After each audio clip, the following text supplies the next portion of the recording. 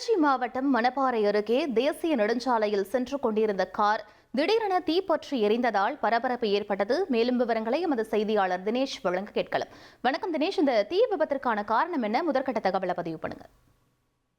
வணக்கம். அதாவது திருச்சி மாவட்டம் துறையூர் பகுதியைச் சேர்ந்தவர் பாலாஜி. இவர் தனது குடும்பத்தினருடன் இன்று காலை துறையூரிலிருந்து மதுரை நோக்கி மீனாட்சி அம்மன் கோவிலுக்கு சென்றுள்ளார்.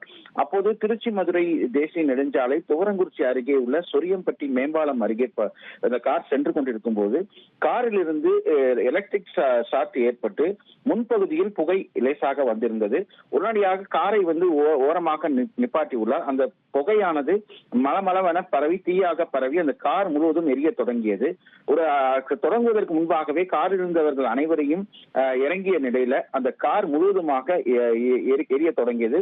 உடனடியாக அக்கம் பக்கத்தில் இருந்தவர்கள் தோரங்குறிச்சி தீயணைப்பு துறையினருக்கு தகவல் தெரிவிக்கப்பட்டு தகவலின் அங்கு வந்த தீயணைப்பு துறையினர் ரசாயன நுரையை பீச்சி அடித்து அந்த எரிந்திருந்த காரை அணைக்கும் பணியில் ஈடுபட்டனர். வாடகை காரில் சென்றிருந்தாலும் இந்த கார் முழுவதுமாக எரிந்து சேதமடைந்தது.